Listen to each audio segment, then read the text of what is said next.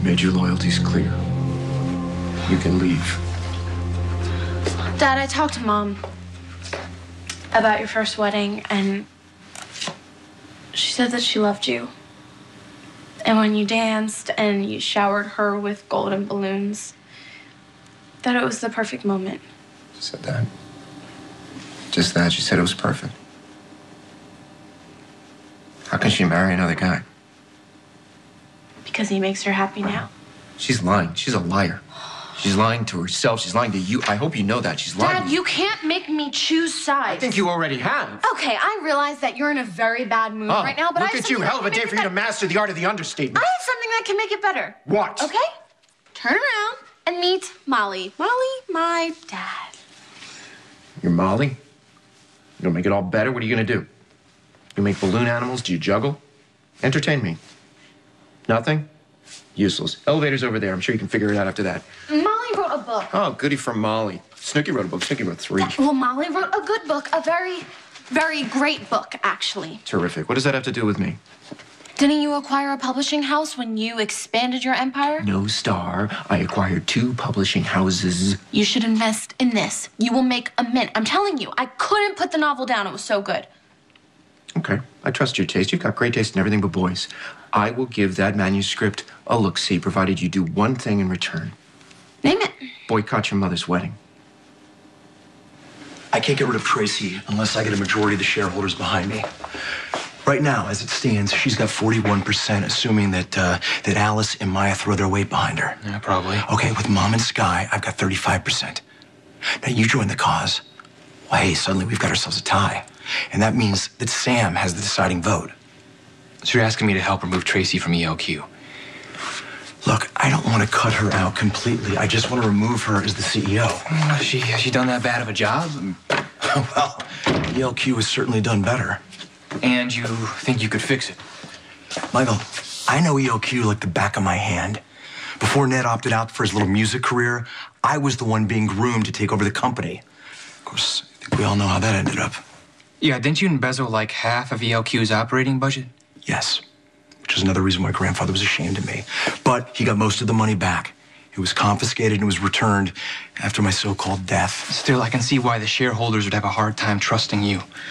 Yeah, I get it, and that's why I came back, to make amends.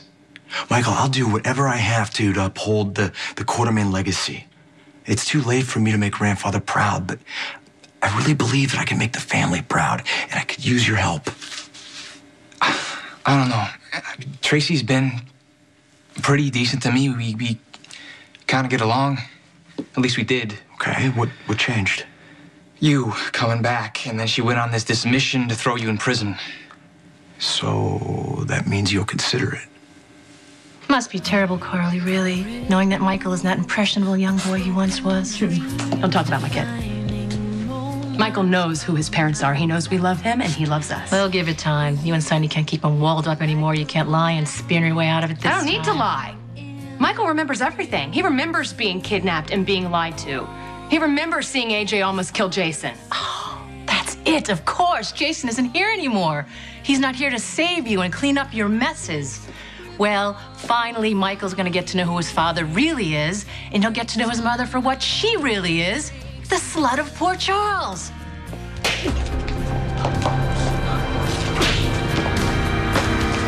Mine. What were you doing in my room? I was innocently looking for the hairbrush I lent you when this caught my eye. A portrait of you and my erstwhile boyfriend in nuptial regalia. Anybody? Ellie, you deserve to know that Maxie and I were once betrothed. Betrothed? That means engaged. No, I know what it means. Okay. But Maxie wasn't ready. So we called it off and we had a non-wedding. Okay, define non-wedding. No vows were made, no commitments. We basically just skipped to the after party, and now we're just friends. But you intended to wed and spend the rest of your lives in tax-deductible connubial bliss. So how did you go from that to non-marriage to just friends? This is a nice place. If this works out, I'm glad the baby will be well provided for. Actually, I'm just part owner here. Oh.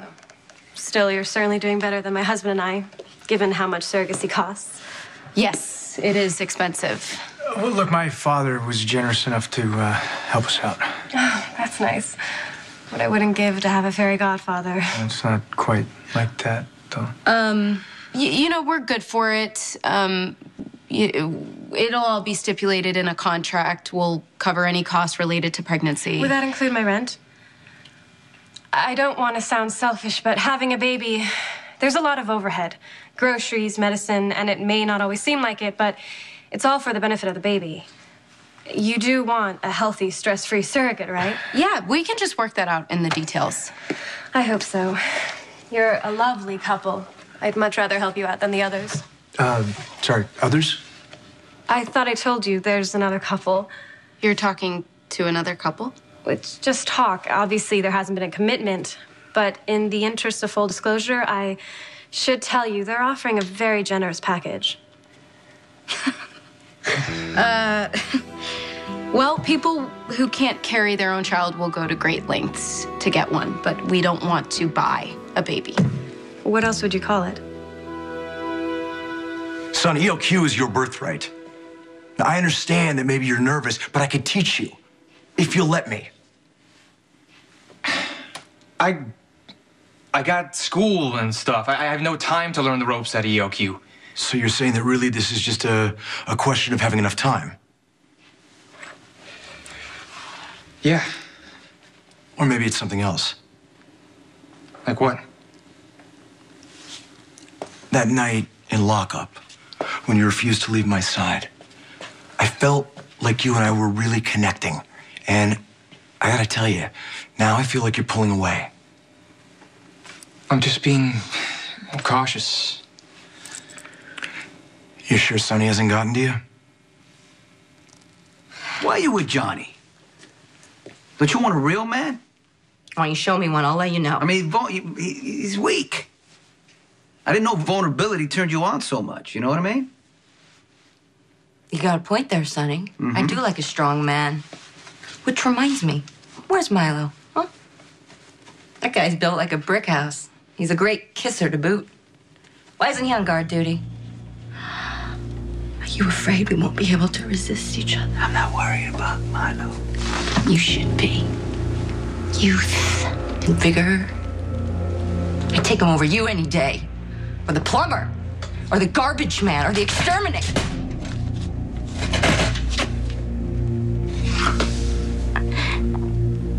What is your problem with me? Why do you hate me so much? You know, I am not boycotting Mom's wedding. Fine. Then go back to Landview and take your young adult novel with you and ask your new stepfather to publish it for you. Oh, that's right. He can't publish it for you. He's not a publisher. He kills people, and he does it for money. You know what? That actually sounds like a great idea. I'm sure between Mom and Tomas, they know someone in publishing that would love to read your novel. Really? Yes, really. Molly, any editor would be intrigued. Not only by the storyline in your novel, but by your personal history as well. You are the daughter of a Cassadine.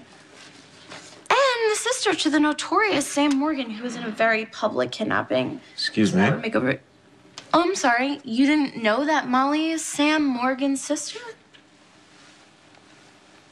So what? Imagine all of the publicity angles. After everything that her family has been through, don't you think it would be nice that something good would happen? Back? Isn't that enough? No, that doesn't make up for all of the months that Molly and her family didn't get to spend with her nephew, right? So maybe publishing Molly's novel would make things a little bit more right. You were such a sweet little girl. What happened? I'm my father's daughter. Fine, give me the damn book. Pleasure doing business with you. What just happened? No, hey, women. Oh, she hit me first! Oh, you're insane! Oh, look what you did! Do you know how long I waited in line for this version? I'm sure there's some geek somewhere that'll sleep with you if you want another one. I swear, if you broke this, I'm not. Oh my God. Lorenzo? Alcazar. He looks just like Lorenzo. I mean, says here his name is Tomas Delgado. And wait. He's marrying, Blair Kramer? I like Blair. Yeah, you would. What do you have against Blair? Well, gee, I don't know. She borrowed my nail polish, didn't return it, and then framed me for attempted murder. Good for Blair. Oh, what does that all matter? What matters is that Lorenzo is alive, the father of my daughter. I knew that Blair was marrying Tomas Delgado, but I didn't know he looked so much like Alcazar. He doesn't just look like him. He looks exactly like him. How is that even possible? I think I know someone who can help us. What are you doing? I mean, what am I doing? I have a job. I publish a newspaper. You're supposed to be reading the novel. Daddy's a big shot. I don't do things that I don't want to do. I pay people to do the things that I don't feel like doing. I promised Molly that you would give this your personal attention. I'm really busy here. I can't just drop everything to read a kid's book. Did I fail to mention that Molly is Sam Morgan's baby sister? Fine. What's it about? Oh my God, it's amazing. Okay, 50 words or so less. it's about this young woman No, and sir, not you. You. You're on, kid. Pitch me. Look, this is a very personal decision. We just prefer not to talk about it like it was a business transaction. I understand. But we're not just talking about a child. We're also talking about my life. You're asking a complete stranger to relinquish 9 months of her time to tolerate all the ups and downs of pregnancy, to carry a baby to term, feel it growing in her womb, deliver it, then give it up and go our separate ways. No matter how you put it, I'd be providing you with a service. And we understand that. I'm sure you do. By that same token, I don't think it's wrong of me to ask for something in return. I need to be providing for my own family while I'm providing you with yours. Why don't we just table this for now and we'll be in touch to schedule a second conversation. You seem like good people, and I'm sure you'll make great parents. But you might want to lower your expectations. Candidates like me are few and far between.